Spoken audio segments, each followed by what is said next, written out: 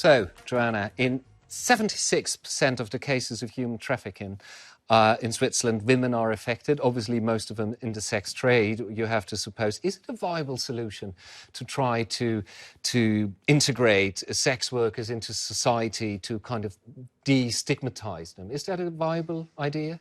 I think actually you are, if I might allow myself to say, conflating two issues, and that is one of the sex industry, and then of course the horrific practice of trafficking for sexual exploitation.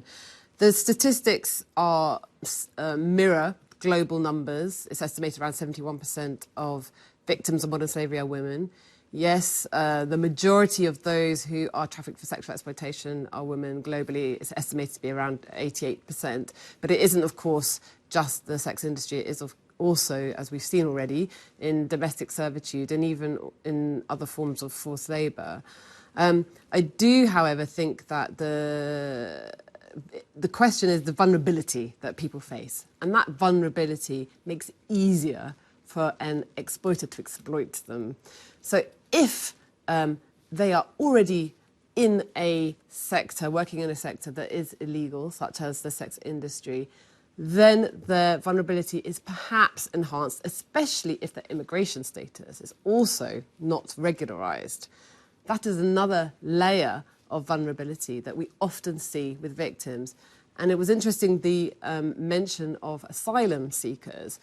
Now, in many countries, there's no provision for victims to stay legally in a country, even whilst they're perhaps seeking prosecution or resolution of their cases. And the only alternative is for them to seek asylum, to not risk being returned to the country from where they were exploited.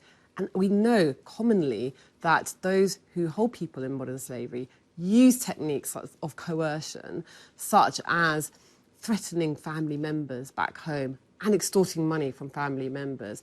So, again, we need to look at the whole framework that really allows this system to thrive today. As a member of the public, how can I identify a person who is in conditions of slavery? How can I spot somebody like this?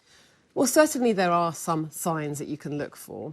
For example, if somebody is looking like they are in poor conditions, their clothing is perhaps dirty, tattered, they look like they're being coerced. What we do have to remember is some of the traditional accoutrements, the chains and the ropes, are not actually relevant. Very, very, very rarely do we see victims physically tied. It's actually much more psychological, the means of coercion.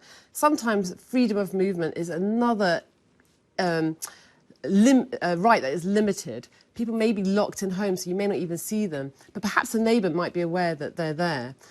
But generally, I think that, of course, this is a responsibility for law enforcement, but the laws need to be put in place for them to do it. But still, if we see signs and we can report them, it's also part of creating a resilient community against modern slavery. So reporting cases where at least the suspicion is key, basically. Well, I would say that it would be more important that you have a legal framework that enables the law enforcement to do their job at identifying victims and making sure that they are supported through the process and supported to recovery. Because what we don't want is, once they're identified, to then find themselves returned into modern slavery. And re-trafficking is a real problem that we see today.